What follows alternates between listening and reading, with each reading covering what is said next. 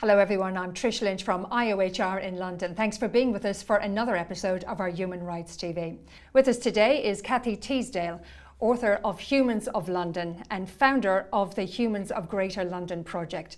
Cathy and her group of volunteers are on a mission to inspire the people of London, to empower people to connect with each other more by highlighting the magic, fostering greater empathy, understanding and faith in humanity. And all of this through the power of the image combined with some exceptional storytelling.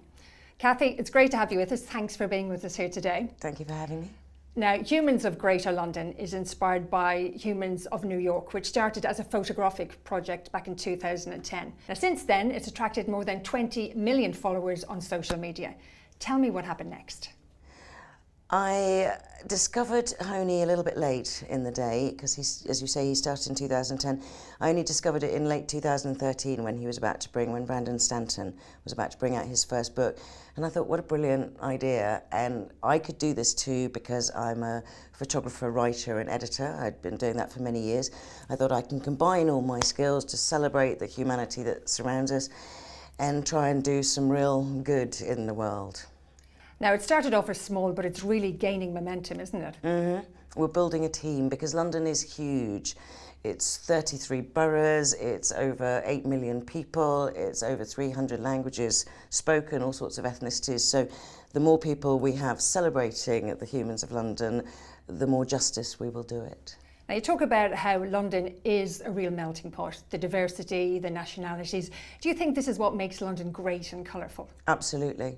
So many people, I've been doing this for 4 years now, and so many people have told me that they think London does multiculturalism and diversity better than any other city in the world, and that we just mix it up better here. We show that all sorts of different people can rub along and get along well together. And they also have told me many, many times, many people, that they feel freer to be themselves in London than anywhere else. And that's a great thing. So I kind of feel like London's a bit of a shining light, a beacon for the rest of the world of how we can do this.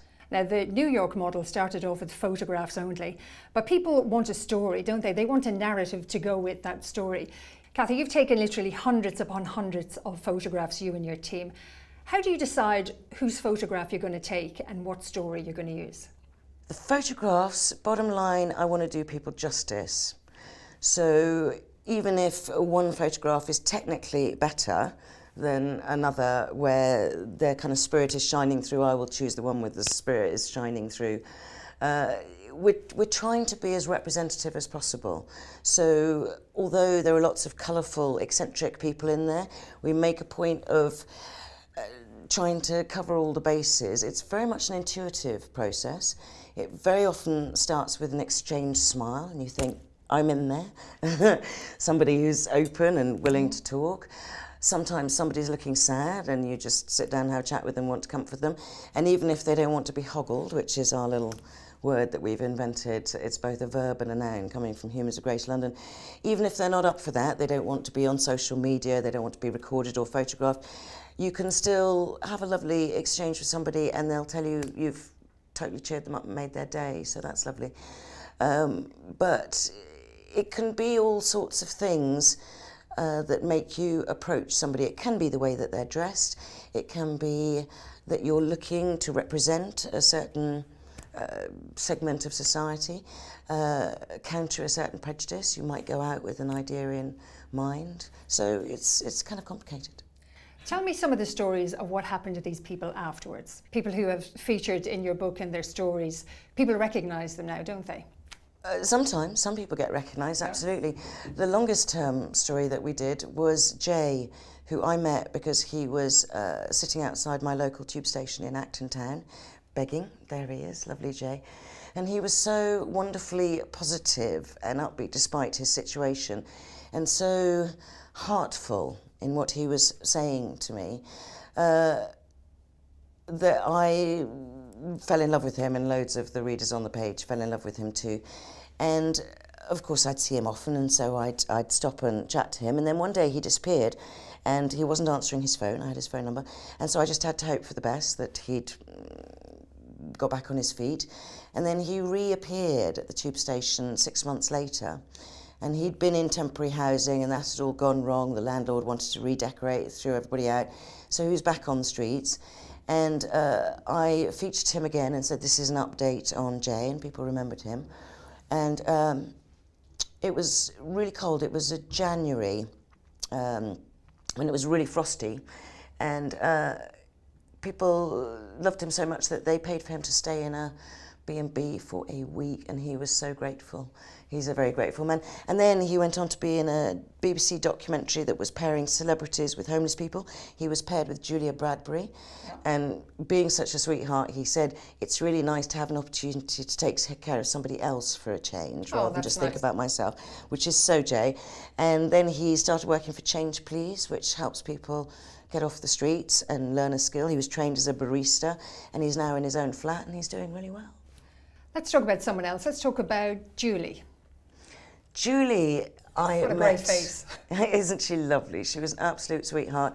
And she'd come to this Tories Out march, and she was a true humanitarian, and she said she just thought it was dreadful what was happening under this government, which I have to agree with.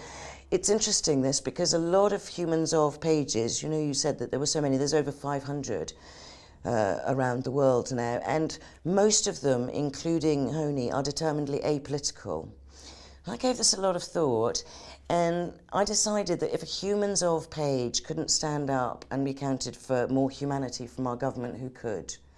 So prior to the general election, I was using our page to counter all the negativity that was being projected onto Jeremy Corbyn, you know, who has a great record. He's a man of integrity. His record speaks for itself.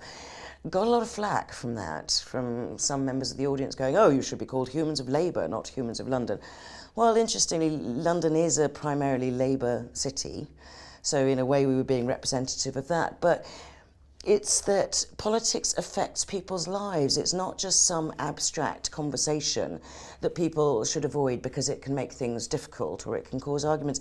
People need to be informed, they need to be aware, and they need to care about people who are being adversely affected by some really inhumane policies from this government, and do what they can to help. Well, that's our lovely Julie. I think the next person is him. Let's have a look at him and tell me the story that goes along with him. Him is a lovely chap who was hoggled, there's that verb again, by one of the team, Trisha, who's just adorable. Richard and Trisha both have posts in the book, yep. Photos and interviews in the book. And they joined me just after I was approached by the publisher to do the book.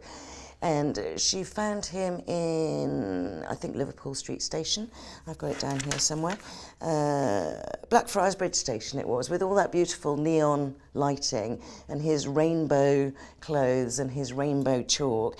And he's a poet. I'm sorry, he's a poet and he's a wise man, and he's very happy living on the streets. So I'm going to read to you what he said to her. He said, I am him, as in H-Y-M-N, the storyteller, as I call myself today.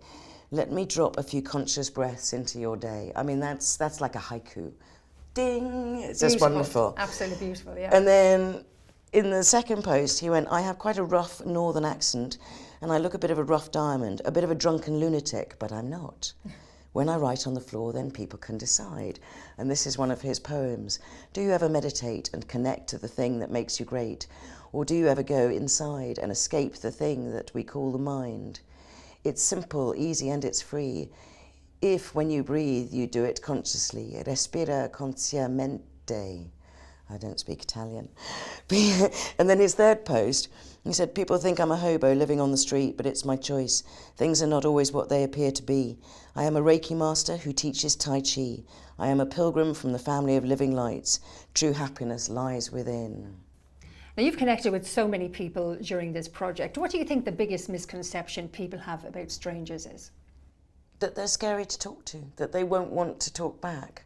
I really think that's the biggest one, that it's actually easier than people think to strike up a conversation. The weather is a very popular subject in Britain, as we know. We like to whinge about the weather.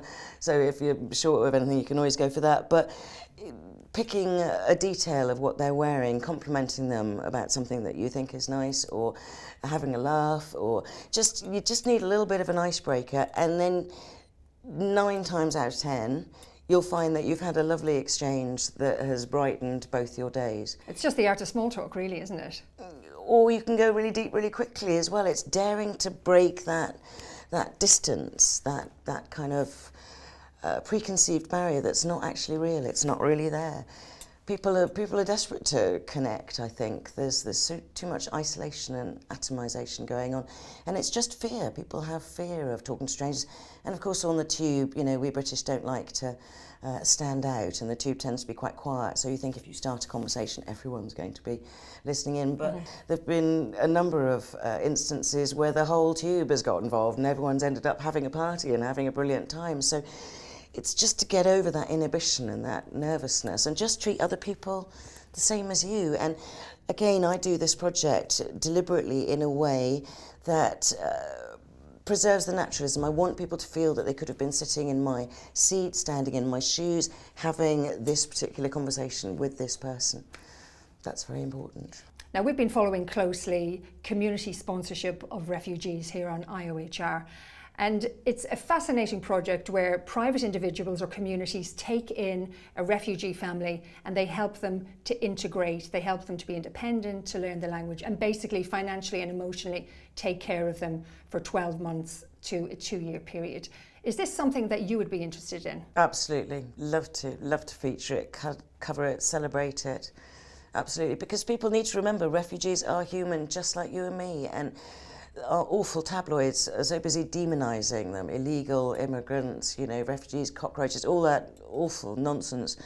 They're just like us, and they deserve love and care and a chance to rebuild their lives. So yes, I would absolutely love to do that. Now tell me about this lovely lady.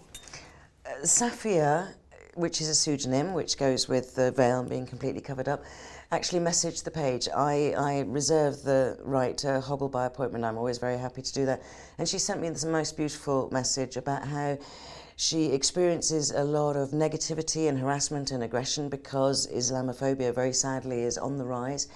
And she said that reading the stories on our Humans of London page just moved her. She could relate to so many, she could empathise with them, and they made her feel like a true Londoner. That Lovely. she was very much part of London. And so I went and met her in Whitechapel Road, and we took some photographs, and I communicated with her. This one, she actually asked for me to cut it in half to make her more anonymous. She thought with both, even though it was only her eyes, that people might be able to tell who it was. So in her first post, I did 3 posts on her. You can say with this one, it kind of went, the third one went viral. The first one was about this horrible man taking a picture of her on his phone, and she saw it and she asked him to delete it, and he said it's not you, but she'd seen him do it. And then he said, you're making me angry. If you don't move away from me, I'm going to slit your throat, which obviously was a horrendous thing to say, and she was really traumatised and burst into tears. Went and spoke to British Transport Police, who took her totally seriously, and she kept saying, I'm really sorry, I'm sure you've got better things to do. And they said, no, this is really important, don't worry about it, we're going to try and find this guy. They didn't manage to, but she loved it that they took her so seriously. Then the second one was about the veil. I can read you a bit about why she chooses to wear the veil, because there's a lot of misconceptions about that. People think women are pressured into it by their fathers or their brothers or whatever. Not in her case at all. She said, wearing the veil reminds me constantly of my spiritual purpose, which is to worship God, and I honestly just love it. I feel like it's part of my personal development and my spiritual journey, remaining true to what I believe, because it does take a fair amount of courage to walk out like this, knowing that you're going to receive hate. My and my friends' parents really don't want us to wear it because they're scared for us. They think something will happen to us because of it. So that was a really interesting, important insight. And then she went on to say, honestly, it makes my day if someone approaches me and asks me why. I think it's the most beautiful thing, because someone is choosing to educate themselves, and it makes me think, yes, this is the way we're going to move forward. If that was happening on a daily basis, I'd be the happiest woman ever. And then her third post, which was this one, was talking about how she was sitting next to this black guy, and he looked, I think she said he looked a bit nervous, but he, then a woman asked her for directions, and he said, oh, well, I didn't think you could speak English. I would have been scared of you before. And she went, well, you know, well done you for being brave enough to sit next to me. And then an Irish guy got on and they got into a great lively discussion, and then an RE teacher at a Christian school said, can I join in, because I think it's really interesting. And I can read you just the last bit of hers. It said she was an RE teacher at a Christian school, the Irish guy was an atheist, and the black guy said he was a Christian, but that his faith was mainly about expressing gratitude for what he had. We all ended up having the most wonderful conversation for about half an hour until we got to Hammersmith. We were all so different, but we were all getting on. It was amazing. We were London. Still gives me chills reading that. Fantastic. Now, this and many more fabulous stories are all in your book, aren't they? They are. And I love the foreword that Emma Thompson has put on. She said, an utterly fabulous book, so beautiful and needed. Yeah, what Fantastic, a wonderful woman isn't it? she is. Absolutely She's a true amazing. humanitarian. Now, it really just seemed that the sky's the limit for this positive global movement. Do you have any plans to do any events in London recently? We have been doing a number of events. We call them Hoggle Hubs, where we connect people. We've done maybe 5 or 6 so far. They're just social events where we invite loads of the people that we've hoggled or people who follow the page to come along. And there's always the most amazing energy there. Really kind of electric, upbeat energy. And I thought, where's that coming from? Why is that happening? And I think it's because people are really overjoyed to find that they can talk to people who seem so different that they would never normally meet in their daily course of life and have a really lovely connection and conversation. And that just gives it the most special energy all by itself. I'm a great believer in joining up the dots, whether it's people or water or seeing the overview, the systemic pattern. Well, joining up the dots in a beautiful and positive way. Cathy Teesdale, thank you very much for joining us today. Thank you. Thank you. Thank you for watching IOHR TV. You can also keep up to date on our website and social media. Join us again for our next episode, IOHR, putting human rights into focus. Until then, goodbye.